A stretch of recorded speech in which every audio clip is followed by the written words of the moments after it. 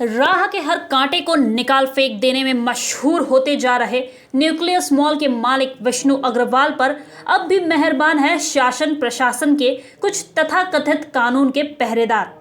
मुसीबत चाहे जैसी हो, मददगारों की फौज खड़ी हो जाती है।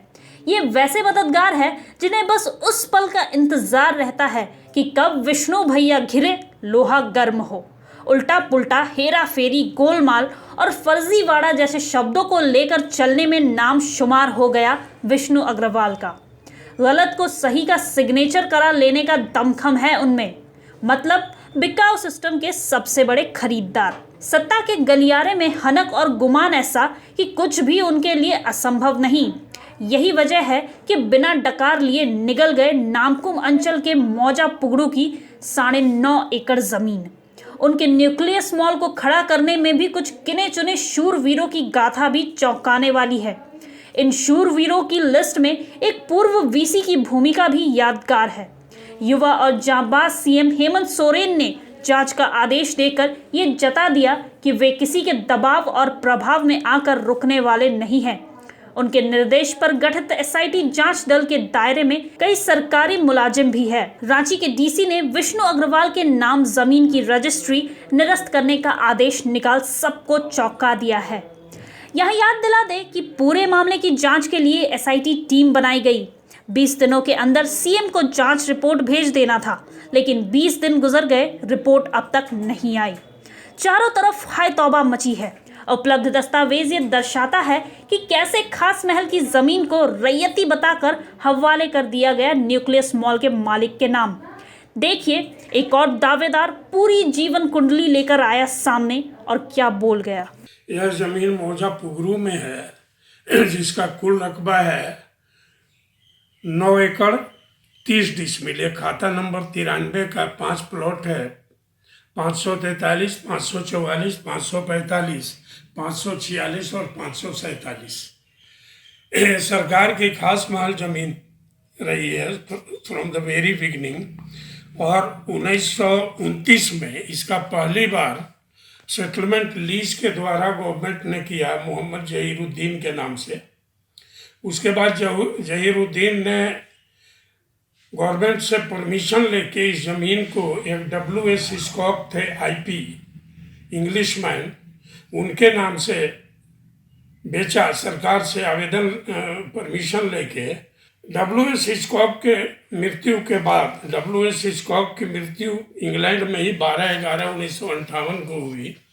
उसके बाद रामचंद्र मुखर्जी और भागचंद जैन साहब ने दोनों ने विल का प्रोबेट के लिए रांची के जुडिशियल कमिश्नर के यहाँ आवेदन दिया।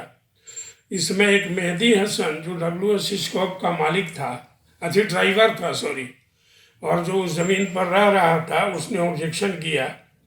मैटर चला और चलने के बाद अल्टीमेटली RC मुखर्जी साहब के पक्ष में प्रोबेट ग्रांट हो गया।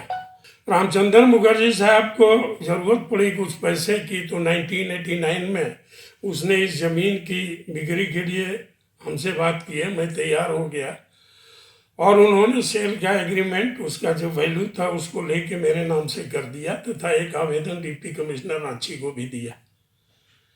देने के बाद आवेदन दिया कि मेरे नाम से लीज का ट्रांसफ़र किया जाए।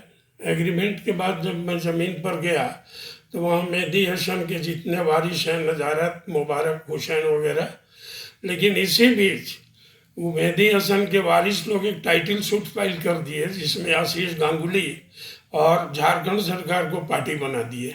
2010 चल रहा था, उसी बीच में दोनों कोनाइफ कर गए और बिना कोर्ट को आवेदन दिए during pendency of that suit इस जमीन को आशीष गांगुली और वो जो मेहदी हसन के वारिसान थे, सबने मिलकर विष्णु प्रसाद अग्रवाला जी के नाम से रजिस्ट्री कर दिया।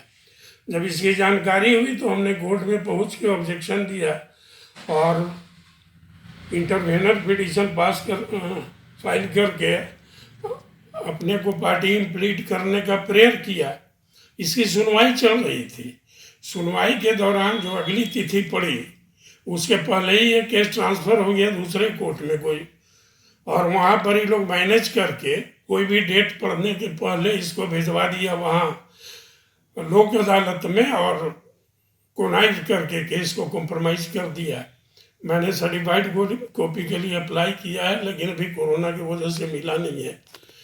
उनका सेल डीड का कॉपी जब हम लिए, जो विष्णु प्रसाद अग्रवाल के पक्ष में आशीष गांगुली वगैरह दिए हैं, उसको देखने से प्रतीत होता है कि लीज की सारी बात छिपा दी गई है। स्पष्ट होता है ये जमीन थ्रू आउट सरकारी जमीन लीज के द्वारा मालिकाना हक मिलता था लेसी को, ये सब बात छिपा दिया गया है और सीधा सेल डीड को दिखा के और केवाला कर दिया गया है। ये तो बड़ा अजीब बात है। इसमें रजिस्ट्रार जो है, जिन्होंने रजिस्ट्री किया है, सब रजिस्ट्रार, उनकी भी क्या बोला जाए, उनकी तरफ से भी भारी चूक हुई है कि किस परिस्थिति में बिना अच्छे तरह से इसका जांच पड़ताल किए हुए रजिस्ट्री कर दिए सरकारी जमीन का, जबकि वेंडर को कोई राइट नहीं है बेचने का गवर्नमेंट जमीन को, और सरकार भी इसको केवल लीज दे सकती है चूंकि खास महल जमीन है, और लेसी ही इसका ओनर होगा during the period of lease.